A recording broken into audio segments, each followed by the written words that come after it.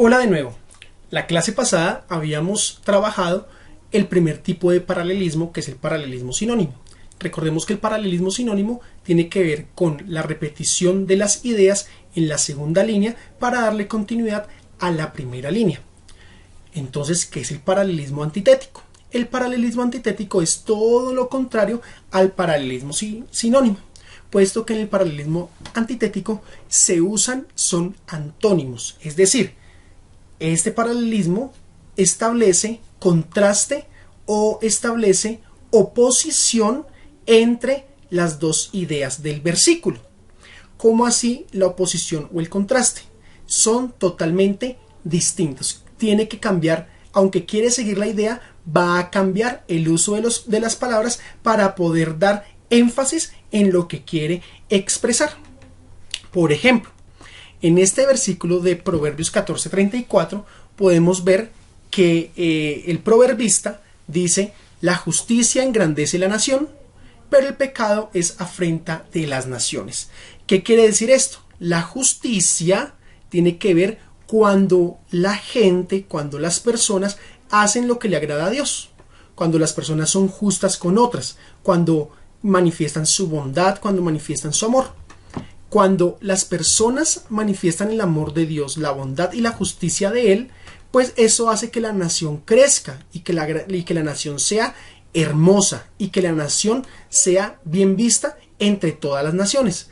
Pero esta palabra pero muestra aquí en estas dos líneas un contraste. Quiere decir que lo que viene subsiguiente va a expresar una idea distinta de lo que está en la primera línea. Dice, pero el pecado viene a ser todo lo contrario a la justicia. El pecado avergüenza a los países. El pecado es afrenta de las naciones. Entonces, mientras que la justicia hace que una nación se vea hermosa, que una nación crezca y progrese, el pecado lo que hace es que las naciones se avergüencen y pues que no haya un verdadero progreso. Es lo que quiere decir el proverbista. En el segundo ejemplo de paralelismo antitético podemos ver lo siguiente. Dice, la lengua de los sabios adornará la sabiduría, mas la boca de los necios hablará sandeces. Esta palabrita más, esta conjunción, lo que quiere es mostrar la oposición entre las dos ideas. Aquí dice que cuando un sabio habla, ¿cierto? Adorna, da gracia para la sabiduría. O sea, cuando los sabios hablan, ellos lo que hacen es engrandecer la sabiduría. Lo que hacen es mostrar la sabiduría como algo muy bueno, como algo que nosotros deberíamos seguir. Pero cuando un necio habla, lamentablemente, no adorna la sabiduría. Lo que hace es hablar cosas necias. O hablar, en este caso, esto es un eufemismo, lo veremos después. Un eufemismo es una palabra que da suavidad a otras palabras para que la idea no atente contra lo que el lector está leyendo. Sandeces también quiere decir tonterías, ¿listo? Entonces, cuando los necios hablan, lo que hablan son tonterías, mientras que cuando los sabios hablan sabiduría, ¿listo? Miren la oposición entre las dos líneas. En el tercer ejemplo, dice, porque un momento será su furor, mas la boca de los necios hablará sandeces. ¿Qué quiere decir esto?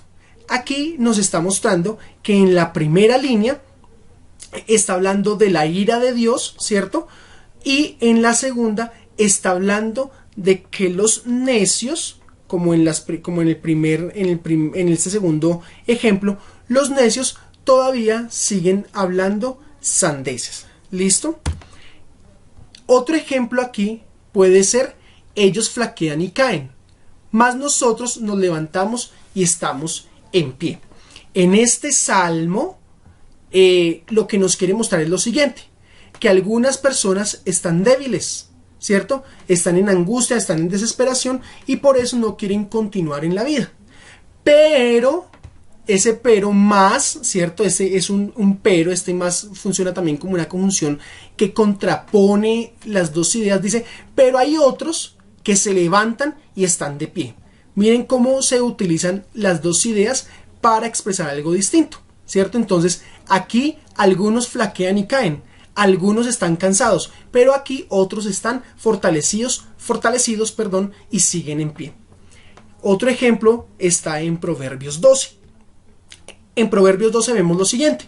Dice, el necio al punto da a conocer su ira, pero el prudente no hace caso de la injuria.